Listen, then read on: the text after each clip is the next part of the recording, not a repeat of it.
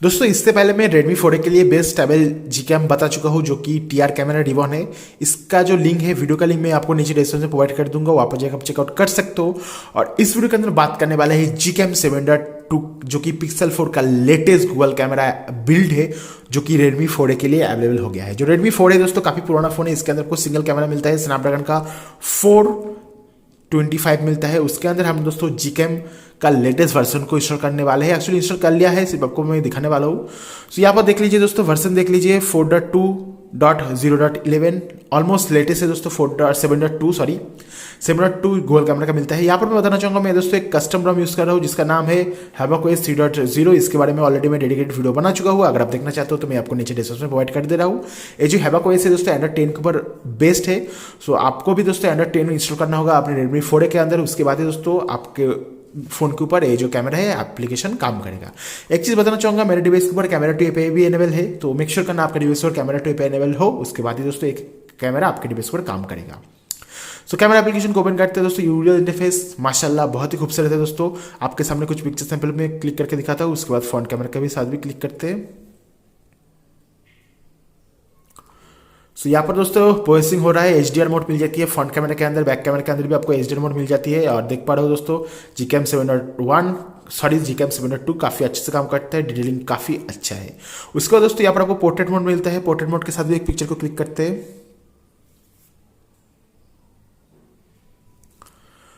तो portrait mode दोस्तों front back दोनों के अंदर काम करेगा, आपको कोई भी शिकायत वाली बात नहीं है। देख पा रहे हो यहाँ पर HDR प्रोसेसिंग हो रहा है, काफ़ी अच्छा एपीके लगा है मुझे दोस्तों। देख पा रहे हो दोस्तों यहाँ पर पोर्ट्रेट मोड काम कर रहा है।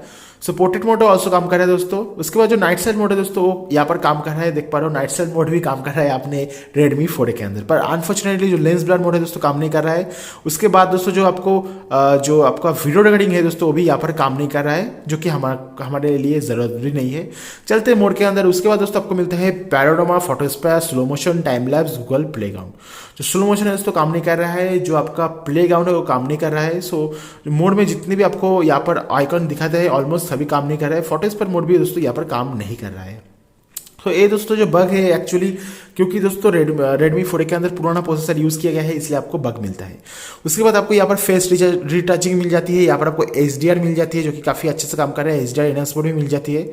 चलते हैं सेटिंग्स के अंदर और देखते हैं क्या क्या आपको मिलता है। तो सेटिंग्स है दोस्तों, सेटिंग्स देख लीजिए कुछ इस तरह से है। पहले मैं आपको यहाँ पर दिखाना चाहूँगा सेटिंग्स। और कस्टम के अंदर आपको देख पा रहे हो दोस्तों, यहाँ पर आपको एस्ट्रो फोटोलॉजी मोड मिल जाती है GCam 7.2 के अंदर Redmi 4A के अंदर, जो कि काफ़ी अच्छी बात है और फर्स्ट क्लास काम करता है। उसके बाद दोस्तों आपको फिर से हम चलते हैं सेटिंग्स के अंदर, क्योंकि रीसेट हो गया, क्योंकि एस्ट्रो फोटोलॉजी मोड को हमने एनेबल किया है।